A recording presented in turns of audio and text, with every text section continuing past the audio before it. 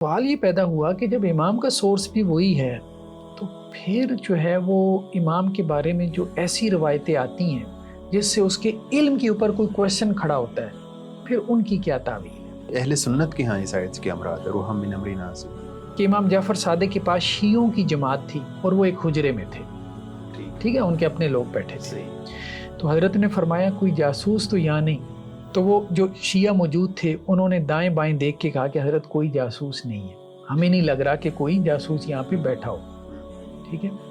تو حضرت نے فرمایا رب کعبہ کی قسم، اور 3 مرتبہ کہا اگر میں موسیٰ اور خضر کے زمانے میں ہوتا تو میں بتاتا ان کو کہ میں ان دونوں سے زیادہ عالم ہوں۔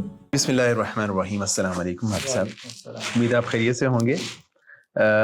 لاسٹ ایپیسوڈ تک ہم نے جو ایک نظریہ امامت کی بات چل رہی ہے اس میں اثنا عشریہ کا جو نظریہ امامت ہے اس کو ہم نے دیکھ لیا تھا کہ نبی اور امام میں کیا فرق ہے، امام جو ہے وہ نبی سے افضل ہوتا ہے یا نہیں ہوتا، تو آپ یہ بتائیے ہوتا ہے یا نہیں ہوتا؟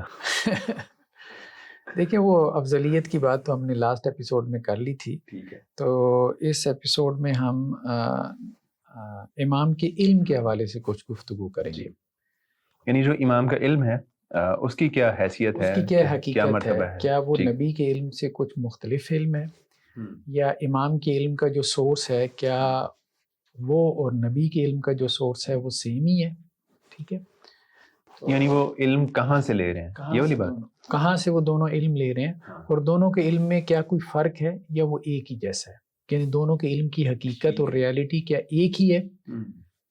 باقی نام تو مختلف ہو جائیں تو وہ ایک علیحدہ بات ہے، کوئی وہی کہہ دیں کوئی الہام کہہ دیں، وہ تو بات کی بات ہے نا، ہم ریالٹی کے اعتبار سے بات کر رہے ہیں۔ تو ہمارے سامنے جو ہے یہ وہی اصول کافی جو ہے وہ ہمارے سامنے ہے، اس کی کتاب الحجہ، اس میں یہ روایت پہلے بھی گزر چکی جس میں تفصیل سے جو ہے وہ ائمہ کی پیدائش کا بیان ہے کہ ائمہ کس طرح سے پیدا ہوتے ہیں، ٹھیک ہے، ٹھیک، تو امام کے استقرار حمل کی کیا صورت ہوتی ہے، یعنی نطفہ جو ہے وہ ماں کے پیٹ میں ٹھہرتا ہے، 4 ماہ تک ساکن رہتا ہے، پھر اس میں روح پڑ جاتی ہے اور اس کے داہنے بازو پہ یہ آیت لکھی ہوتی ہے کہ اللہ کا جو کلمہ ہے وہ تمام ہو گیا، ٹھیک ہے، وَتَمَّتْ كَلِمَةُ رَبِّكَ صِدْقًا وَعَدْلًا۔ جب وہ ماں کے پیٹ سے باہر آتا ہے تو اپنا ہاتھ زمین پہ رکھتا ہے، پیدائش کے ساتھ ہی اس کی یہ شان ہوتی ہے، اور اپنا سر آسمان کی طرف اٹھاتا ہے، جب ہاتھ زمین پہ رکھتا ہے تو قبضہ کرتا ہے ہر اس علم کو جو خدا نے نازل کیا آسمان سے زمین پر، یعنی آسمان سے زمین پہ جو علم آیا ہے وہ سب امام کے ہاتھ میں آ جاتا ہے، اور جب آسمان کی طرف سر اٹھاتا ہے تو رب العزت خدا کی طرف سے ایک منادی افق اعلیٰ سے اس کا اور اس کے باپ کا نام لے کے ندا کرتا ہے، اے فلاں ابن فلاں تو امر دین میں ثابت قدم رہ تاکہ تجھے ثابت قدم رکھا جائے، ٹھیک ہے، پھر آگے وہ منادی یہ کہتا ہے کہ تو میری مخلوق کا خلاصہ ہے، میرے اسرار کا امین ہے، میرے علم کا خزانہ ہے، میری وحی کا امین ہے، اور زمین پر میرا خلیفہ ہے۔ تو مطلب یہ ہے کہ امام کا جو علم ہے اس کا مصدر اور سورس وہی ہے جو نبی کا ہوتا ہے، جو نبی کا علم ہے، جہاں سے نبی کا علم آ رہا ہے وہاں سے امام کا علم آ رہا ہے۔ پھر ایک اور روایت یہ لے کے ہیں امام جعفر صادق سے کہ ان سے جو ہے وہ ایک آیت کے بارے میں پوچھا گیا، آیت کیا تھی؟ وَكَذَلِكَ أَوْحَيْنَا إِلَيْكَ رُوحًا مِّنْ أَمْرِنَا، کہ ہم نے آپ کی طرف اپنے حکم سے روح نازل کی، ٹھیک ہے، تو اس آیت کے بارے میں ان سے پوچھا گیا کہ اس میں کیا مراد ہے، ٹھیک، تو انہوں نے کہا کہ بھائی یہ روح جو ہے نا یہ خدا کی مخلوق میں سے ایک مخلوق ہے جو جبریل اور میکائیل سے عظیم تر ہے، جبریل اور میکائیل سے بھی بڑی مخلوق ہے یہ روح جو اللہ تعالیٰ نازل کرتے ہیں۔ وَكَذَلِكَ أَوْحَيْنَا إِلَيْكَ رُوحًا مِّنْ أَمْرِنَا، وہ رسول اللہ صلی اللہ علیہ وسلم کے ساتھ رہتی ہے، ان کو خبر دیتی ہے اور درستی حال کرتی ہے، رسول کے بعد وہ ائمہ کے ساتھ ہے، یعنی نبی کریم صلی اللہ علیہ وسلم کے لیے جو سورس تھا اللہ کی طرف سے خبریں حاصل کرنے کا روح، وہی سورس ائمہ کے لیے بھی ہے۔ صحیح۔ ایک اور روایت میں ہے کہ امام جعفر صادق سے اسی آیت کے بارے میں سوال ہوا، وَكَذَلِكَ أَوْحَيْنَا إِلَيْكَ رُوحًا مِّنْ أَمْرِنَا، تو انہوں نے کہا کہ جی یہ روح اس کو اللہ نے نازل کیا، جب سے اللہ نے اس کو نازل کیا یہ واپس پھر آسمانوں میں نہیں گئی، وہ ہمیشہ قیامت تک اوصیائے نبی کے ساتھ اوسیائی نبی سے مراد نبی کے وصی یعنی امام، تو وہ روح قیامت تک ائمہ کے ساتھ باقی رہے گی، جس طرح حضرت کے ساتھ تھی وہ بے شک ہمارے ساتھ بھی ہے.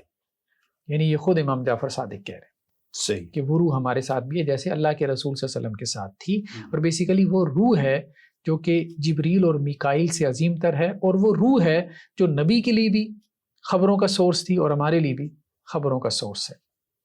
ویسے اہل سنت کے ہاں اس آیت کے امرات ہے روحم من امرنا سے، اہل سنت کے ہاں تو عام طور پہ اس سے مراد جو ہے نا وہ فرشتہ ہی لے لیا جاتا ہے، صحیح مطلب جبریل علیہ السلام. ٹھیک. امام جعفر صادق سے اس آیت کے بارے میں سوال ہوا یسألونک عن الروح. اب ہمارے یہاں اس روح سے مراد جو انسانوں کے اندر روح ہے اس کے بارے میں، لیکن وہ یہ کہتے ہیں کہ یہ اللہ کی مخلوق ہے جو جبریل اور میکائیل سے عظیم ہے، وہ رسول اللہ صلی اللہ علیہ وسلم کے ساتھ تھی، وہ ائمہ کے ساتھ ہے، اور وہ الوہی قوتوں میں سے ایک ہے، ملکوتی قوتوں میں سے ایک ہے. ٹھیک ہے. اچھا اب یہ تو ایک ہے کہ جی دونوں کا سورس سیم ہے دونوں کے نزدیک، صحیح. ٹھیک ہے کہ اور وہ روح ہے جس کو یہ کہہ رہے ہیں کہ جی جو جبریل اور میکائیل سے عظیم تر ہے، یعنی ایک ہی سورس سے، ایک ہی مقصد سے، ایک ہی مصدر سے نبی بھی لے رہے اور امام بھی لے رہے، دونوں کو ایک ہی جگہ سے علم حاصل ہو رہا ہے، یعنی وہ سورس سیم ہی ہے. سورس. اوکے. اب سوال یہ پیدا ہوا کہ جب امام کا سورس بھی وہی ہے تو پھر جو ہے وہ امام کے بارے میں جو ایسی روایتیں آتی ہیں جس سے اس کے علم کے اوپر کوئی کویشچن کھڑا ہوتا ہے، پھر ان کی کیا تعویل ہے؟ مثال کے طور پہ یہ ایک روایت ہے، خود یہاں پہ یہ لے کے آئے ہیں کہ امام جعفر صادق کے پاس شیعوں کی جماعت تھی اور وہ ایک حجرے میں تھے. ٹھیک ہے، ان کے اپنے لوگ بیٹھے تھے. صحیح ہے. تو حضرت نے فرمایا کوئی جاسوس تو یہاں نہیں. تو وہ جو شیعہ موجود تھے انہوں نے دائیں بائیں دیکھ کے کہا کہ حضرت کوئی جاسوس نہیں ہے، ہمیں نہیں لگ رہا کہ کوئی جاسوس یہاں پہ بیٹھا ہو. ٹھیک ہے. تو حضرت نے فرمایا رب کعبہ کی قسم، اور 3 مرتبہ کہا اگر میں موسیٰ اور خضر کے زمانے میں ہوتا تو میں بتاتا ان کو کہ میں ان دونوں سے زیادہ عالم ہوں. اچھا بات سمجھ رہے ہیں؟ ٹھیک ہے. 3 مرتبہ قسم کھا کے کہہ رہے ہیں کہ اگر میں موسیٰ اور خضر کے زمانے میں ہوتا، حضرت خضر کا علم اس لحاظ سے بہت معروف تھا نا کہ حضرت موسیٰ کا تو ظاہر کا تھا تو ان کا باطن کا تھا، تو مطلب میرا علم جو ہے وہ موسیٰ اور خضر سے بھی بڑھ کے ہے، ظاہر اور باطن کا جو علم ان کے ہاں تھا اس سے بھی ان دونوں سے بڑھ کے. لیکن صورتحال کیا ہے کہ جاسوس کے بارے میں پوچھ رہے ہیں. اچھا جس راوی نے یہ روایت بیان کی اس نے سوچا بھی نہیں کہ بھائی کیا بیان کیے جا رہے ہیں. اسی روایت میں وہ جاسوس کے بارے میں پوچھ رہے ہیں، وہیں پہ وہ جاسوس کے بارے میں پوچھ رہے ہیں جب یہ بات وہ کہہ رہے ہیں. ہاں کہ بھائی کوئی جاسوس تو نہیں بیٹھا ہوا، یعنی آپ کو یہ علم نہیں ہے. یہ روایت یہ بیان کر رہی ہے کہ امام کو یہ علم نہیں ہے اور وہ اپنے فالوور سے پوچھ رہے ہیں بھائی کوئی جاسوس تو نہیں بیٹھا ہوا، اور اس کے بعد ساتھ ہی یہ کلیم کر رہے ہیں کہ میرا علم موسیٰ اور خضر سے بڑھ کے ہے. ٹھیک ہے. یہ کنٹراڈکشن ہے اصل میں روایتوں میں. اب یہ اس کو کیسے حل کرتے ہیں؟ یہ ایک تقیہ اور ایک بدا کے اصول سے. خیر اس پہ ہم آگے چل کے گفتگو کرتے ہیں. ایک اور روایت ہم پہلے دیکھتے ہیں، یہ کہ ابو عبداللہ ان سے روایت ہے، مطلب یہ امام جعفر صادق ان کے ایک بیٹے کا نام عبداللہ بھی تھا. ٹھیک ہے. کہ میں جانتا ہوں جو آسمانوں اور زمین میں ہے، اور میں جانتا ہوں جو جنت میں، اور جانتا ہوں جو جہنم میں. یعنی کسی نے جنت میں جانا ہے، کسی نے جہنم میں جانا. صحیح. اور جو ہو چکا، جو ہونے والا ہے وہ بھی. ٹھیک ہے. یہ ابو عبداللہ جو ہے امام جعفر صادق. جعفر صادق ہے. اوکے ٹھیک ہے. ٹھیک ہے. وہ یہ کہہ رہے ہیں کہ زمین و آسمانوں کا علم میرے پاس ہے، جنتیوں جہنمیوں کے بارے میں جانتا ہوں، ماضی اور مستقبل کا علم میرے پاس ہے. پھر کچھ دن خاموش ہو گئے اور غور کرنے لگ گئے. تو غور کرنے کے بعد انہوں نے کہا کہ جی یہ جو میں نے کہہ دیا نا جملہ، جو سنے گا اس پہ بڑا گراں گزرے گا. ٹھیک ہے. صحیح. یار یہ کیا بات کر رہے ہیں. ٹھیک. یعنی وہ جس پہ یہ بات سننے کے بعد گراں گزرے گا اس کا بھی وہ حل نکال رہے ہیں. ہاں. اب وہ انہوں نے یہ بات تو کر دی، تو راوی کہہ رہا ہے کہ بات کرنے کے بعد انہیں احساس ہوا کہ یہ میں نے کیا بات کر دی. یہ تو لوگ سنیں گے تو ان کو عجیب لگے گا، ان کو عجیب لگے گا، ہضم نہیں ہوگی. بھائی زمین و آسمان کا علم آپ کے پاس ہے، ٹھیک ہے، آپ کے پاس جنت جہنم کا علم ہے، آپ کے پاس ماضی مستقبل کا علم ہے، اور آپ لوگوں کے ساتھ ہو کیا رہا ہے؟ ٹھیک.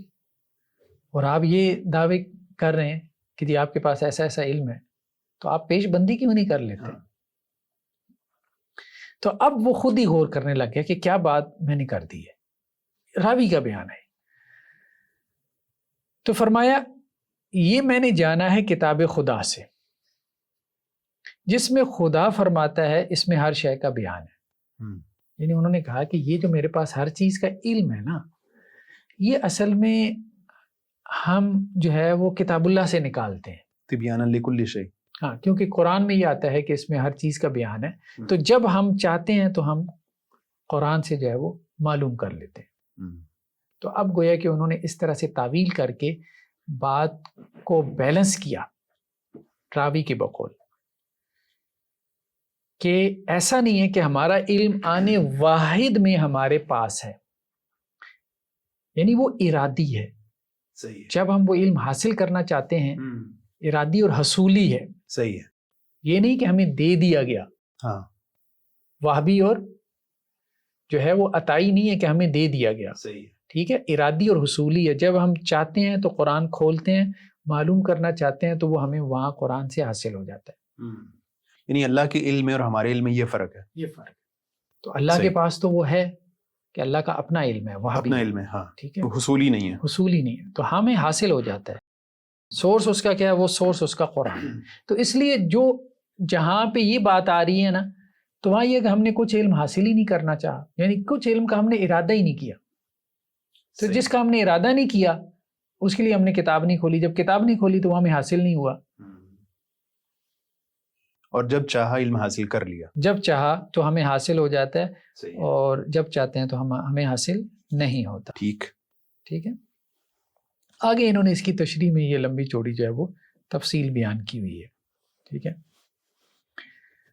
اچھا، اب آگے یہ تفصیل میں جا کے یہ کہتے ہیں نا کہ جی اب یہ سوال یہاں آگے چل کے کہتے ہیں 159 پہ کہ رہا یہ امر کہ عالم کتاب اللہ کا اسرار مخفیہ کے معلوم کرنے کا طریقہ کیا ہے.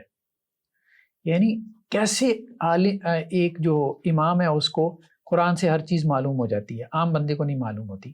امام کو کیسے معلوم ہو جاتی ہے اگر قرآن ہی سورس ہے اس کا؟ ٹھیک ہے، تو قرآن تو عام بندے کے پاس بھی ہے، تو عام بندہ اس علم تک کیوں نہیں پہنچ پاتا جس تک امام پہنچ جاتا ہے؟ صحیح ہے. ٹھیک ہے. وہ آیات قرآنی سے پس پردہ امور کا استنباط کیوں کرتا ہے اور کن حالات کے تحت ایسا ہوتا ہے؟ کہتے ہیں جی اس کے معلوم کرنے کی تکلیف ہم کو نہیں دی گئی کہ یہ فرق کیوں ہے، یہ ہمیں پتہ نہیں، یہ ہمیں نہیں پتا، اور ہم اس کے مکلف نہیں ہیں. آصف برخیا وزیر سلیمان کو کتاب خدا کا تھوڑا سا علم حاصل تھا، اس پر وہ پلک جبکہ شہر سبا سے تخت ابلیس اٹھا لائے. ہم کو صرف اتنا ہی بتایا گیا، لیکن کیسے اٹھا لائے اس کے جاننے سے ہمارا تعلق نہیں. یہ علم انبیاء اوصیاء انبیاء کو کبھی بالاجمال حاصل ہوتا ہے، کبھی بالتفصیل، کبھی ان کی خواہش پہ ملتا ہے، کبھی بے خواہش حسب ضرورت. یعنی کبھی خواہش کرتے ہیں تو مل جاتا ہے، کبھی بغیر خواہش کے مل جاتا ہے. ٹھیک ہے. تو اس لیے امام علیہ السلام نے گزشتہ حدیث میں فرمایا کہ ہمارا علم بڑھتا گھٹتا رہتا ہے. یعنی رسول صلی اللہ علیہ وسلم کو یہ دعا کرنے کا حکم تھا نا، رب زدنی علما، تو بس ہمارا بھی علم ایسا ہی ہے. اچھا، ٹھیک ہے، گھٹتا بڑھتا رہتا ہے. وہ اسٹیٹک نہیں ہے، وہ اس میں کمی بیشی ہوتی رہتی ہے. ٹھیک ہے. حسب ضرورت شب قدر میں آئندہ سال کے تمام واقعات ان کو بتا دیے جاتے ہیں. بس امام کے کلام میں کوئی تناقض نہیں. ٹھیک ہے، یعنی یہ جو آپ لوگ کہہ رہے ہیں نا.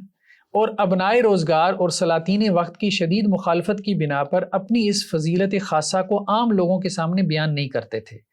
یعنی سلاطین مخالف تھے، وقت کے لوگ مخالف تھے، تو ائمہ جو ہے وہ اپنی اس خاصیت کو بیان نہیں کرتے تھے، بڑی احتیاط سے کام لیتے تھے تاکہ کوئی دشمن نہ سنے، ورنہ قتل کر دیے جانے کا اندیشہ تھا. تو اس لیے تو پوچھ رہے تھے کہ جاسوس تو نہیں ہے، تاکہ ہماری فضیلت سن کے وہ ہمیں ہمارے قتل کے در پہ نہ ہو جائیں.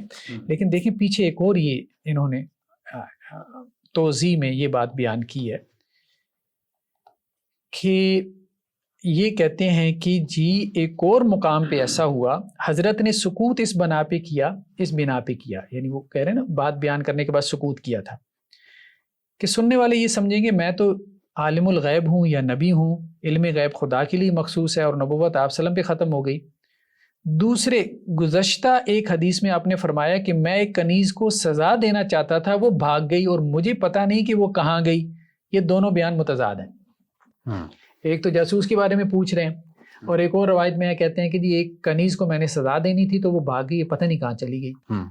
تو اگر آپ کے پاس ہر چیز کا علم ہے تو اس چیز کا علم آپ کے پاس کیوں نہیں ہے کہ آپ کی کنیز کہاں پر ہے؟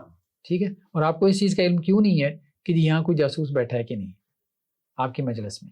وہ کہہ تو رہے ہیں کہ وہ انہوں نے اس کے بارے میں علم حاصل کرنا ہی نہیں چاہا ہوگا، تو اس طرح سے انہوں نے تعویل کر کے اس چیز کو بیلنس کر دیا۔ ٹھیک ہے، لیکن کہیں کہیں یہ پھر بیلنس نہیں ہوتی تھی، ہاں، مطلب واقعات کوئی ایک طرح کے تو نہیں تھے، واقعات تو یہاں پہ بہت سے تھے کہ جن میں کنٹرڈکشن تھی، صرف یہ تو نہیں روایتیں تھی، اور بھی بہت ساری کنٹرڈکشن کی روایتیں تھیں۔ یا وہ کنیز کے بارے میں علم حاصل کر لیتے پھر؟ جی ہاں، کنیز کے بارے میں علم حاصل کر لیتے، ٹھیک ہے، یہی بات تھی نا، علم حاصل کر سکتے تو قرآن کھولتے اور علم حاصل کر لیتے، ٹھیک ہے، تو انہوں نے کیوں نہیں چاہا؟ تو یہ چیزیں جو ہے نا وہ پھر اسی طرح سے یہ تو چھوٹی چھوٹی چیزیں تھیں نا، بڑے مسائل وہاں پہ پیدا ہوئے کہ جی حضرت اسماعیل جو ان کے بڑے بیٹے تھے امام جعفر صادق کے، ان کے حق میں انہوں نے نص کیوں کی امامت کی؟ جب ان کو پتا تھا کہ یہ ان کی زندگی میں فوت ہو جائیں گے تو ان کے حق میں نص کیوں کی؟ اگر ان کو پتا تھا کہ انہوں نے فوت ہو جانا ہے تو ان کے حق میں نص کیوں کی؟ جس کی وجہ سے جو ہے وہ اسماعیلیہ کو موقع ملا کہ جی منصوص تو یہ ہیں۔ یعنی جس نے زندہ رہنا تھا وہ اسی کے بارے میں نص کرتے، تو جس نے امام ہی نہیں بننا تھا تو اس کے بارے میں نص کیوں کی؟ تو یہ اعتراضات جو ہے وہ بقیہ لوگوں کے ہاں بھی پیدا ہوئی ہے۔ مطلب جو ہم نے کہا تھا نا پیچھے ہم نے کچھ دیکھا تھا، جیسے دیکھیں نا، اب ایک تو یہ روایتیں یہاں پہ آ گئی، یہ الکافی میں اس کی مطلب توجہ یہی کی گئی کہ جی امام جعفر صادق نے کہا کہ امام جب چاہتا ہے کہ جانے تو اس کو علم دے دیا جاتا ہے، جب چاہتا ہے، یعنی اس کا علم ارادی ہوتا ہے علیہ الرحمہ۔ ایک اور روایت میں امام جب چاہتا ہے کہ جانے تو اس کو علم دے دیا جاتا ہے، ٹھیک ہے، امام جس شے کو جاننے کا ارادہ کرتا ہے تو اللہ اس شے کا علم اسے دے دیتا ہے، ٹھیک ہے۔ ایک اور جگہ پہ کہا کہ حضرت علی بن حسین یعنی علی زین العابدین علیہ الرحمہ سے روایت ہے کہ حضرت نے فرمایا لوگ ہماری فضیلت کے کیوں منکر ہیں، ہم واللہ شجر نبوت ہیں، علم کی کان ہے، ملائکہ کے آنے جانے کی جگہ ہے، ٹھیک ہے۔ وہی بات دوسری روایت میں بھی ہے، ٹھیک ہے۔ اب مسئلہ یہ ہے کہ جب ملائکہ آ رہے ہیں آپ کے پاس، ایک تو یہ ہے نا کہ آپ کا علم حصولی ہے، لیکن آپ کا سارا علم تو حصولی نہیں ہے جو آپ نے قرآن سے حاصل کیا۔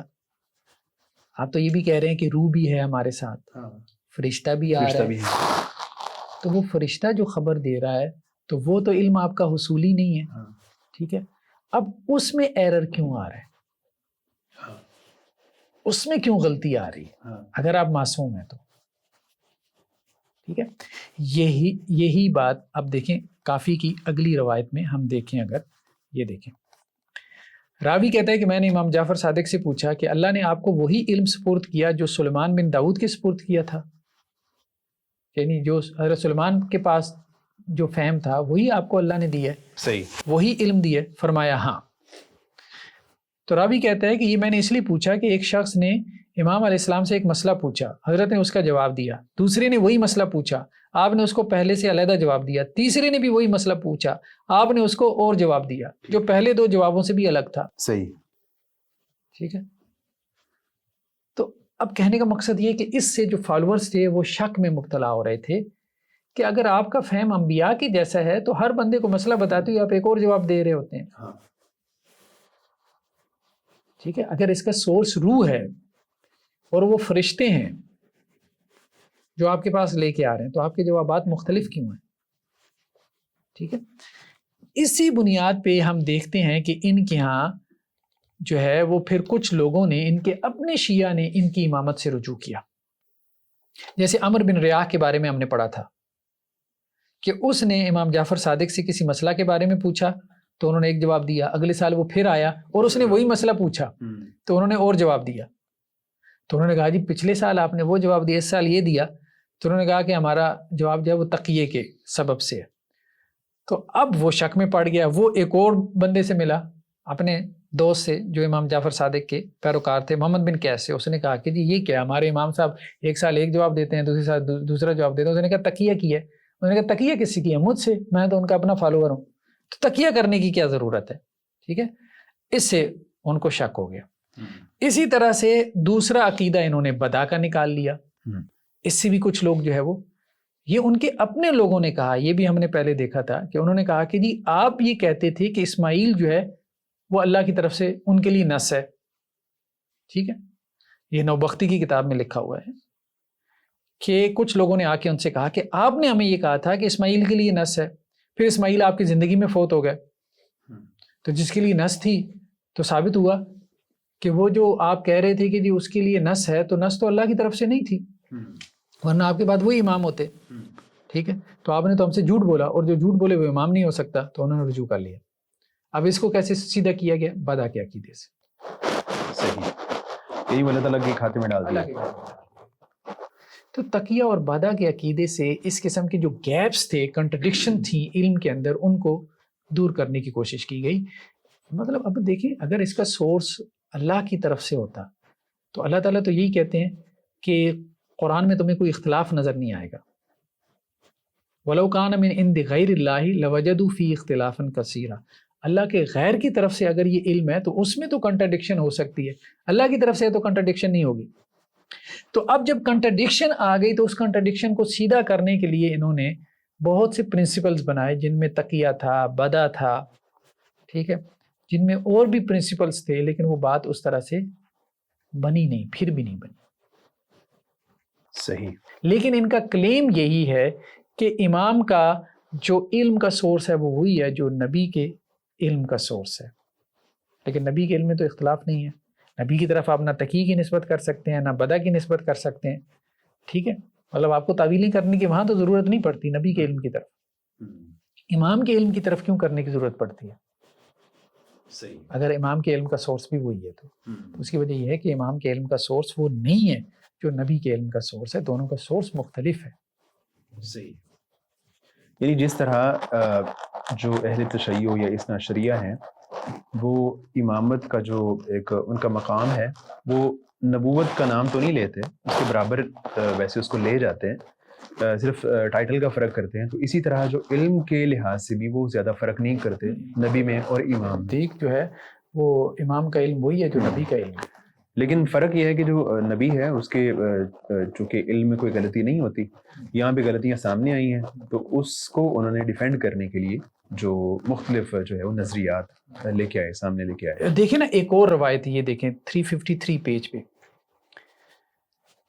ابو حمزہ سے، کہ اب دیکھیں ائمہ نے پشین گوئیاں بھی کی، ائمہ نے پشین گوئیاں بھی کی، پشین گوئی ثابت ہی نہیں ہوئی. اچھا، روایتوں میں آ گئی، پریڈکشنز آ گئی. ٹھیک ہے، پشین گوئی ثابت نہیں ہوئی، آپ کو کیا کرنی پڑی؟ تعویلیں. مطلب مثال کے طور پہ ایک ہم کیس لیتے ہیں ہمارے دور کا، غلام احمد قادیانی.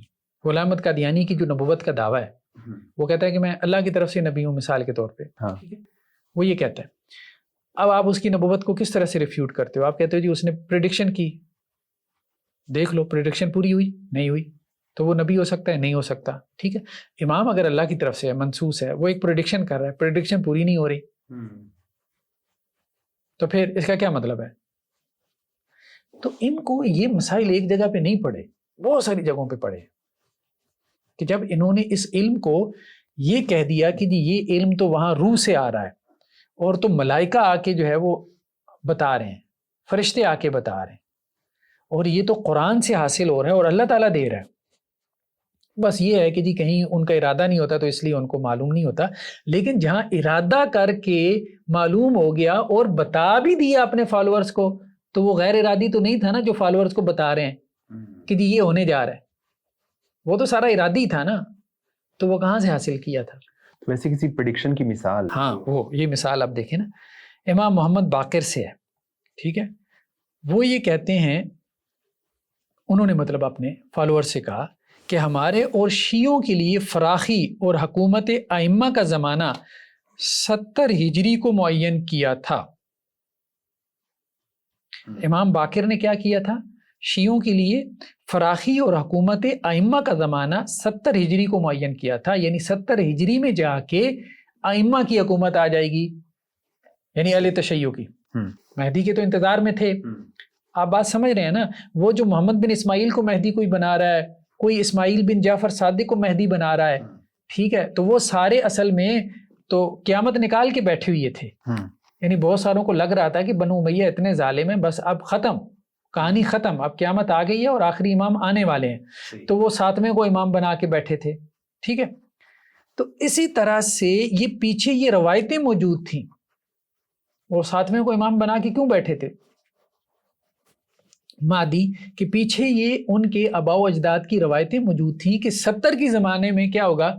ائمہ کی حکومت قائم ہو جائے گی۔ ائمہ کی حکومت قائم ہونے کا مطلب یہ ہے کہ اب بس مہدی آ گئے، ٹھیک ہے۔ اب 70 ہجری میں تو کیا ہو رہا تھا بنو امیہ کے ساتھ؟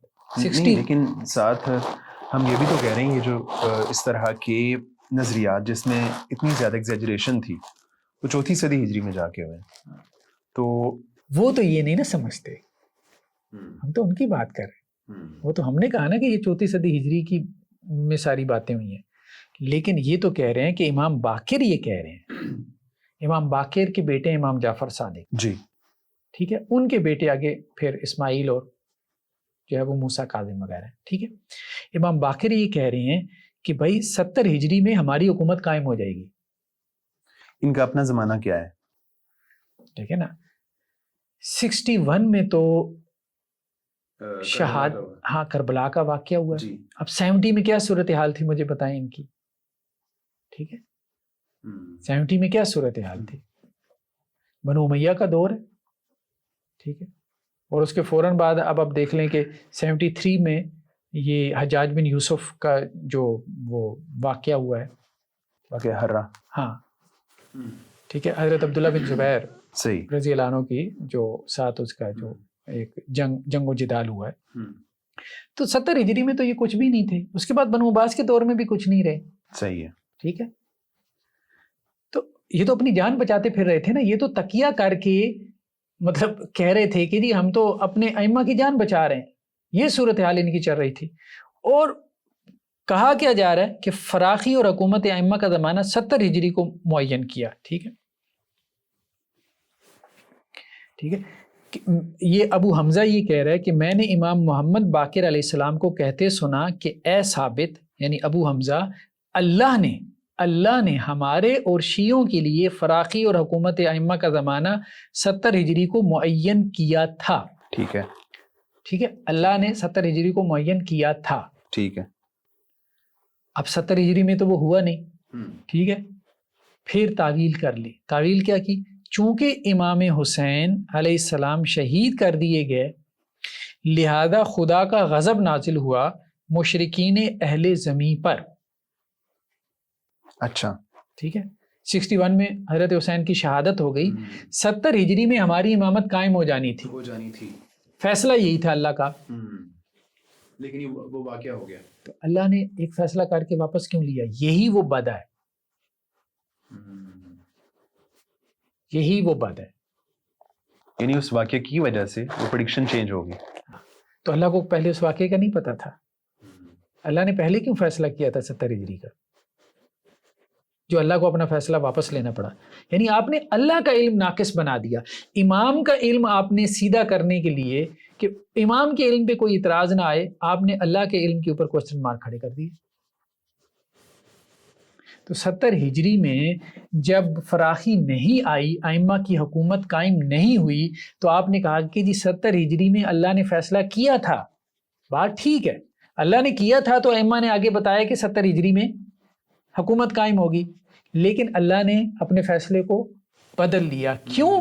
کیونکہ سیدنا حسین رضی اللہ عنہ کی شہادت ہو گئی 61 میں، تو اللہ نے کہا کہ اب غضب نازل ہونا چاہیے مشرکین اہل زمین پہ، سارے مشرک تھے اس وقت، تو باقی صحیح ہے۔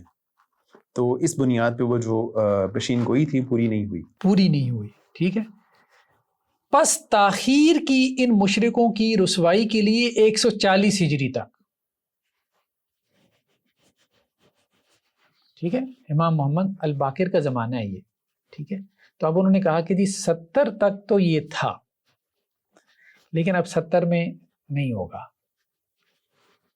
ٹھیک ہے, کیوں نہیں ہوگا؟ کہ حضرت حسین کی شہادت ہو گئی, اللہ کا فیصلہ چینج ہو گیا. چینج ہو کے متعین کیا ہوا؟ چینج ہو کے متعین کیا ہوا؟ 140. 70 سال مزید لیٹ ہو گیا. اچھا, دیکھیں نا کیا کہہ رہے ہیں. پس تاخیر کی ان مشرکوں کی رسوائی کے لیے 140 ہجری تک. اب شیعوں کی حکومت کب قائم ہوگی؟ 140 میں, 140 میں. اب ان کو اب 140 تو امام محمد الباقر کہہ رہے ہیں نا, اب ان کو بھی نہیں پتا کہ 140 میں کیا ہونا ہے. ٹھیک ہے, 140 میں کیا ہونا ہے, لیکن وہ یہ کہہ رہے ہیں کہ 140 میں شیعوں کی حکومت قائم ہو جائے گی. لیکن 140 میں کیا ہوئی قائم شیعوں کی حکومت؟ اب انہیں پھر تعویل کرنی پڑ گئی. اچھا, یعنی ایک امام جب موجود ہوتا تھا تو وہ ایک پریڈکشن کر دیتا تھا.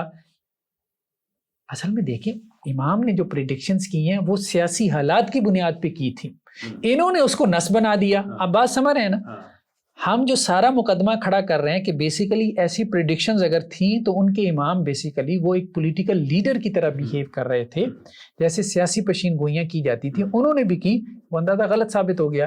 یہ اس کو اللہ کی طرف سے منسوس بنا کے, وحی اور الہام بنا کے اس کو سمجھے بیٹھے تھے کہ جی امام کا علم وہی ہے جو نبی کے علم کا سورس ہوتا ہے. تو اب جب وہ ثابت نہیں ہو رہا تھا تو اب اس کو کیا کر رہے تھے؟ تعویل نہیں کر رہے. تو اب محمد الباقر علیہ الرحمہ نے اگر پریڈکشن کر دی تو ٹھیک ہے بھائی, کوئی حرج نہیں. ہاں, ایک اندازہ تھا. اچھا, 140 میں جا کے کیا ہوا کہ جی یہ نہیں ہوا. بس ہم نے بیان کیا تم سے اپنے اسرار کو تم نے نشر کر دیا, ہماری باتوں کو, اور کھول دیا ہمارے بھیدوں کو. اس کے بعد خدا نے کوئی وقت معین نہ کیا, اور اللہ جو چاہتا ہے مٹاتا ہے اور جو چاہتا ہے برقرار رکھتا ہے. صحیح. ابو حمزہ نے کہا کہ میں یہ حدیث امام جعفر صادق سے بیان کی تو آپ نے فرمایا ایسا ہی ہے. ٹھیک ہے, اب وہاں سے دلیل پکڑ لی, یمحو اللہ ما یشاء ویثبت. ٹھیک ہے, یعنی وہ ناسخ منسوخ والی کو بات لے آئے اس میں. نہیں, اللہ نے لوح محفوظ میں جو چاہا مٹا دیا, اور مٹا کے اللہ نے صحیح ہے کچھ اور لکھ دیا. ٹھیک ہے, یعنی وہ سزا ملی جو رازوں کو اور بھیدوں کو کھول دیا گیا اس کی.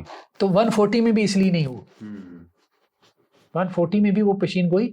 اب ساری بات ہے پچھلے نے کی ہے, ٹھیک ہے, اس کا زمانہ چلا گیا. اب جس کے زمانے میں وہ ایئر آ گیا, وہ سال آ گیا, اس کے لیے مسئلہ کھڑا ہو گیا کہ بھئی پچھلے نے پشین گوئی کی تھی, ہمارے زمانے میں تو وہی صورتحال ہے 140 میں.